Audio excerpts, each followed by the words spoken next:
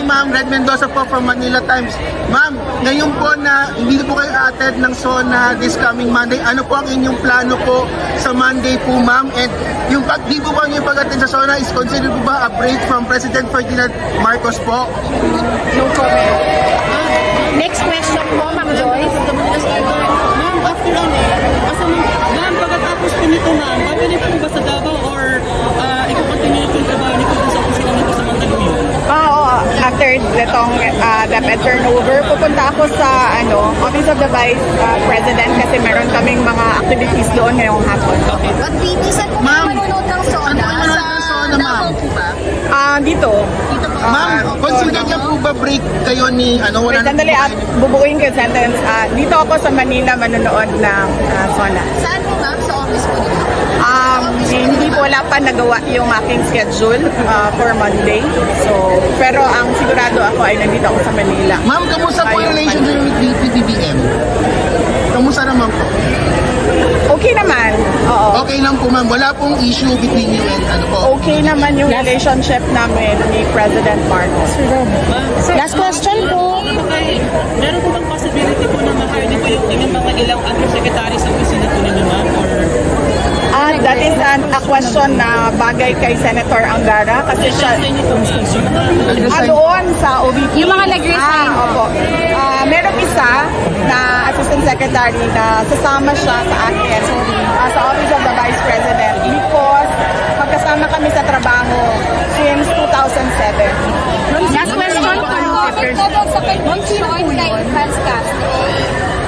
Yung sa conviction ni Franz Castro na basically party list, I don't think I can say any more than kung ano yung nakalagay sa decision ng judge noon. Nakalagay doon, she is guilty and convicted of child abuse. Ma'am, last question na po.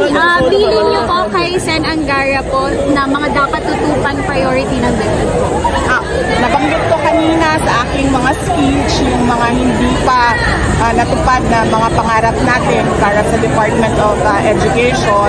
And kanina pagkatapos ng program, sinabi ni Senator Angara kung pwede siya makakuha ng kopya ng speech para mapasadahan niya yung mga pangarap natin para sa Department of Education. Maraming Expectations lang po sa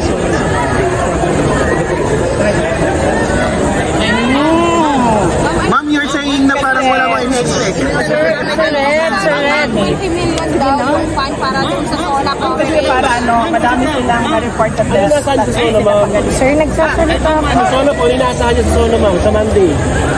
Sa SONA sa Monday, meron niyang mahaba yung explanation. Meron siya part 1. Part 1 yung DF na sinabi ko.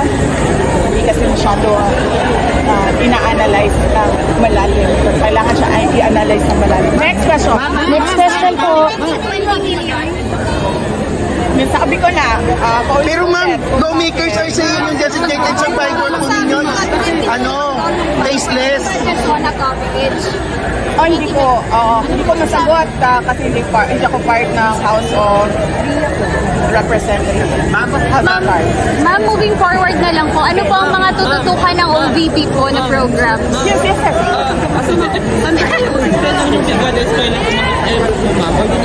Ay, tapos na. Kahapon.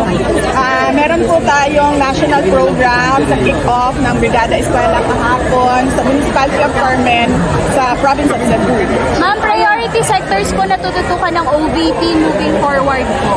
Yes, oo. Hinahanap natin yung mga underserved na mga areas doon sa iba't ibang satellite offices natin. Siyempre, nandyan pa rin yung para sa kababaihan, para sa kabataan, at para sa LGBT and senior citizens natin. Next question po. Opo, ang susunod nito ay tututukan namin yung mga existing projects ng Office of the Vice President. Na doon yung mga satellite offices, yung legacy project ng Office of the Vice President since the time of Vice President De Castro, yung medical and burial assistance, at yung mga negosyo.